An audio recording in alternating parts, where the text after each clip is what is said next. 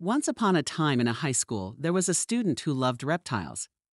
Their biology teacher gave them a king snake in a paper bag, and they decided to bring it to lunch. There was a mean bully at school who decided to steal their lunch. But when the bully opened the lunch bag, they got the shock of their life. The snake slithered out, and the student bravely chased after it. The bully never bothered them again, and it became a funny story they shared with their friends. In another part of town, there was a person with a very annoying neighbor. This neighbor caused all sorts of problems, like loud parties, spying, and even damaging their property. To stop the neighbor's antics, they built a huge fence and planted lots of trees in their yard. Unfortunately, their neighbor had a big mulberry tree that dropped berries all over their property. Birds ate the berries and left colorful messes everywhere. One day, the person decided to have a little fun. They pretended they were making special mulberry wine and talked about it loudly. Their nosy neighbor overheard and got worried. They even cut down their own tree, thinking it would ruin the person's plans. But in the end, it was the neighbor who suffered. A storm damaged their trees, while the person's trees remained standing tall. Revenge was sweet, but the person realized that kindness and understanding were more important in the long run. And so, these stories teach us that standing up for what you believe in, facing bullies with cleverness, and dealing with difficult neighbors can all be part of life's adventures. In the next story, there is a different idea. In a peaceful neighborhood, there lived a person who believed in being kind and helpful. They had a neighbor known as the Bucket Woman, who always seemed to have a problem with everything. One day, the Bucket Woman complained about the bins, demanding they be brought in by 9 a.m. to keep the street neat. She also wanted the person to move some posts they had put up in their yard. But the person had a good reason for those posts, and they politely explained that they would move them later. Still, the Bucket Woman was not very friendly. Days passed, and the Bucket Woman continued to be a bother. She even tried to sneak onto their property when she thought no one was home. The person's partner had to escort her away. Then the police were called one day when the Bucket Woman falsely claimed there was a dispute. The person showed the police security footage, proving it wasn't true. But the person soon realized something disturbing. The Bucket Woman had been entering the house without permission when the tenants were at work. This was not acceptable, and they informed the tenants about it. The tenants decided to move out because they didn't want the Bucket Woman in their home when they weren't there. One of them thanked the person and said they were leaving. The Bucket Woman was angry at the person, blaming them for the tenants leaving. She complained about how the street looked messy and how she couldn't find new tenants because of some hanging laundry. In the end, the person couldn't help but feel relieved that the troublesome tenants were leaving. They wished the Bucket Woman would just leave them alone. Here is another story. In a school filled with students, there was one who was known for being mean and loud, especially towards their classmates. This student, called Sally, had pushed the storyteller down the stairs and gotten away with it. As important exams approached, the storyteller decided to get their revenge in a unique way. They discovered that Sally was terrified of spiders. So the storyteller began collecting spiders from various places and storing them in a jar. On the day of the exams, the storyteller placed these spiders in strategic spots around Sally's desk. Some went into her pencil case, while others hid under her chair or along the legs of her table. During the exam, Sally came face to face with her fear. She screamed and ran out of the room, causing a commotion.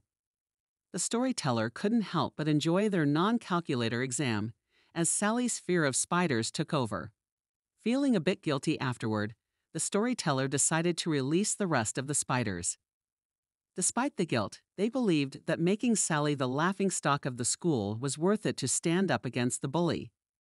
And so spiders became the storyteller's favorite insects, and they felt justified in seeking revenge for the harm caused to them and their classmates. Here is another interesting story. Many years ago, the storyteller went car shopping with Hi Dad. Both of them worked in construction, so they were dressed in rugged clothing. Hi Dad also had a heavy Indian accent, which sometimes led to experiences of racism. They visited a Toyota dealership where they were greeted by an older white salesman who didn't seem too happy to see them. Their dad was interested in a Tundra pickup truck, but the salesman kept insisting that it was very expensive. He even tried to steer their dad toward a smaller, more affordable truck. Seeing his dad's frustration, the storyteller decided to ask about a hybrid Highlander, a relatively new technology at the time. The sales guy was shocked that they were interested in such an expensive car and refused to sit down with them to discuss pricing and packages. He dismissed the storyteller as someone who could never afford it. Disheartened by the salesman's attitude, they walked away and said goodbye to him, and he seemed happy to leave them alone. However, they didn't leave the dealership. Another salesman approached them a few minutes later, asking if they needed help. After just 30 minutes, both the storyteller and his dad were ready to sign paperwork for a high-end Tundra and a mid to high-end hybrid Highlander. The storyteller had already been approved for financing, and their dad was buying his truck outright. Suddenly, the original salesman noticed them and interrupted the process, telling the sales manager that they were his clients, likely for commission reasons. Up to this point, the storyteller and his dad had been patient and quiet. However, they decided it was time for some revenge. The storyteller calmly confronted the original salesman and the sales manager, letting them know how rude and condescending he had been. They accused him of refusing to take them seriously and failing to provide pricing information for the vehicles. The salesman denied it, but the storyteller's dad couldn't contain his anger any longer. He stood up and yelled at the salesman, accusing him of racism and claiming that their family ran a multi-million-dollar construction company. While it may not be multi-million in the literal sense, as they build and sell 3 to 5 houses a year, it still counts as multi-million. His dad was furious, tearing up the check for the car and throwing it into the garbage, sending a powerful message that they wouldn't tolerate racism and disrespect. They left the dealer shop with even better deals on their cars, feeling no guilt about the original salesman losing his job.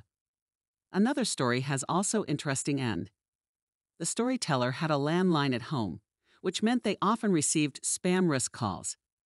These annoying calls persisted despite their attempts to block numbers, pay for robot services, and request placement on do not call lists. Fed up with the constant calls, the storyteller came up with a special idea for revenge. When answering spam risk calls, they decided to challenge the toxic masculinity of the callers with a simple, flirty phrase. "What are you wearing? Hot stuff." Surprisingly, it seemed to work, as the callers often hung up quickly. The storyteller wondered why the scammers didn't want to engage in some unexpected flirting. Perhaps they weren't prepared for that response. While it might not stop the spam calls entirely, it provided some amusing moments and a unique way to deal with the annoyance. In the next story, the storyteller was a clean and organized person, while his housemate was quite the opposite. His housemate's habits included leaving dishes in the sink for a week, frying fish, and leaving greasy pans out, and tracking dirt throughout the house. The messy housemate's behavior also included belching loudly throughout the day. Despite trying to keep his shared spaces clean, the storyteller found it challenging to maintain order in the house. Normally, he just stayed in his room to avoid the mess. However, on the day he had friends over to celebrate a birthday, he heard their housemate suddenly start cleaning. Seizing the opportunity, the storyteller canceled the gathering due to the birthday boy being sick. He decided to let his housemate continue cleaning his own mess, which was a rare occurrence. The storyteller planned to inform his housemate about the cancellation once the cleaning was complete. In the next story, the storyteller worked at a customer service call center for 7 years, where he created 33 new or updated documents using his expertise in Microsoft Office programs. These documents were used across 3 different branches of the company. However, things took a negative turn when the storyteller began experiencing emotional problems and sought help from a psychiatrist. In response, their employer began mistreating him, giving him undesirable shift hours, demanding extra work, and refusing to provide a yearly raise.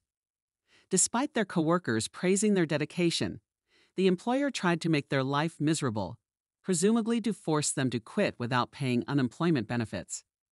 It was a challenging situation familiar to anyone who has faced unfair treatment from a company. Next story is a revenge on a manipulative employer.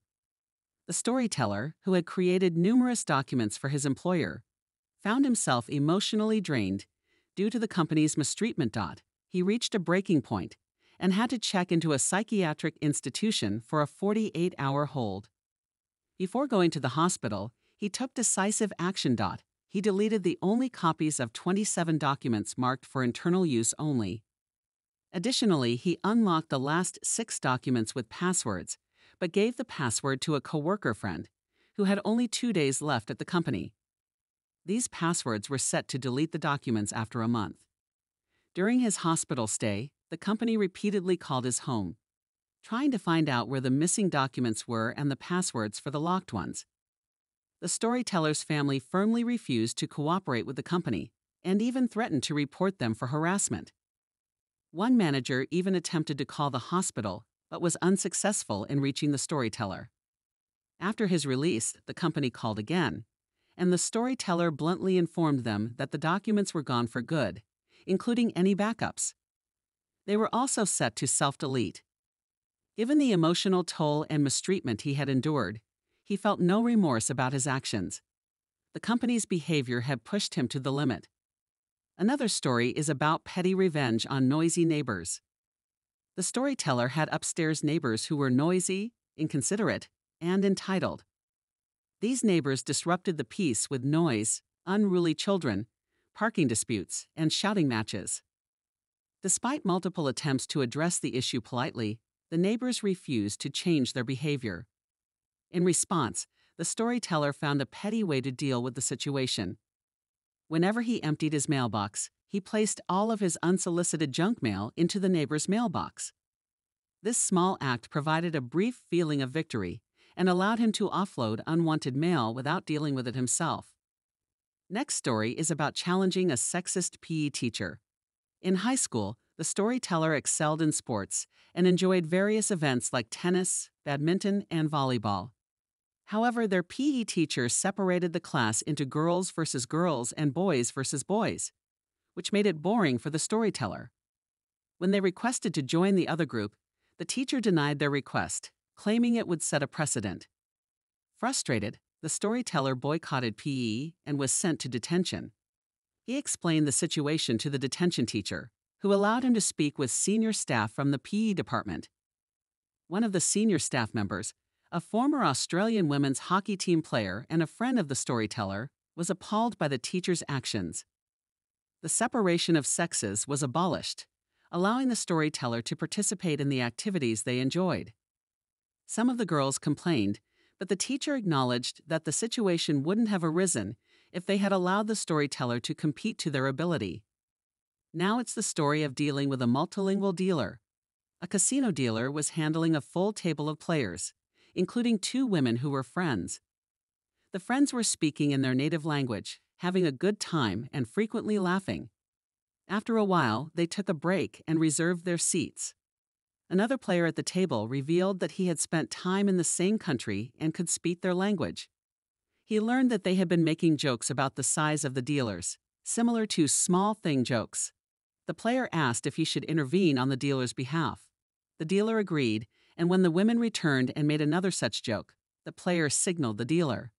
The dealer stopped dealing, looked sternly at the women, and said in their native language, "I speak your language, but I don't use it, as everyone at this table speaks this country's language, and it would be impolite." The story about getting even with a playground bully. In elementary school, the storyteller found themselves in a situation involving a bully named Jessica. Jessica attempted to manipulate the storyteller and their friend, Ally, into standing in specific spots on the playground. Ally, who was familiar with Jessica's bullying behavior, refused to comply. However, the storyteller, unaware of Jessica's intentions, followed her instructions. Unfortunately, they stepped in dog poo, and Jessica burst into laughter at their misfortune. Enraged, the storyteller took a twig to clean their sneaker, then aimed the poopy twig at the back of Jessica's head and threw it, causing it to stick to her hair. After this incident, Jessica never bothered them again.